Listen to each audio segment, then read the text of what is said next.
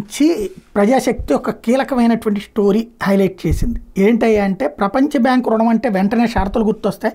విద్యుత్, పట్టణ సంస్కరణలు, బ్యాంక్ షరతులు ఎట్లా ఉంటాయో వాటి ప్రభావం ఎవరి మీద పడుతుందో రాష్ట్ర ప్రజలకు అనుభవమే. ఏ కారణం చేతనైనా ఈ సంస్కరణలు అమలు చేయలేకపోతే ప్రపంచ బ్యాంక్ అసంతృప్తి వ్యక్తం చేయడం, వేగంగా సంస్కరణ అమలు కోసం ప్రభుత్వాల మీద ఒత్తిడి చేయడం కూడా రాష్ట్ర ప్రజలకు తెలిసిందే. కానీ రాజధాని అమరావతి నిర్మాణం కోసం ప్రపంచ బ్యాంక్ ఇస్తున్న రుణం అటువంటిది కాదు. ఇది ఫలితాల ఆధారిత రుణం, రిజల్ట్స్ బేస్డ్ లెండింగ్, ఆర్బీఎల్.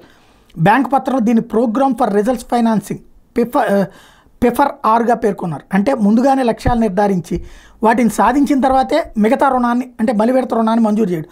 మరో విధంగా చెప్పాలంటే, సాధించాల్సిన లక్ష్యాలు ముందుగానే ప్రపంచ బ్యాంక్ నిర్దేశిస్తుంది.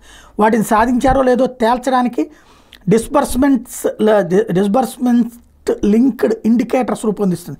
వీటి ఆధారంగా లక్ష్యాలు సాధించాలని సంతృప్తి కలిగితేనే మలివిడత రుణాన్ని మంజూరు చేస్తుంది. ప్రపంచ బ్యాంక్ నిర్దేశించే లక్ష్యాలు ఏంటో అవి ఎలా ఉంటాయో ప్రత్యేకంగా చెప్పక్కర్లేదు. ఏంటంటే, పౌర సేవల్ని సమర్థవంతంగా అందించేందుకు దృఢమైన స్థానిక పాలన, అంటే చేసేటటువంటి ప్రతి పనికి కూడా డబ్బులు వసూలు చేయాలని చెప్తుంది అన్నాడు పౌర సేవలకి.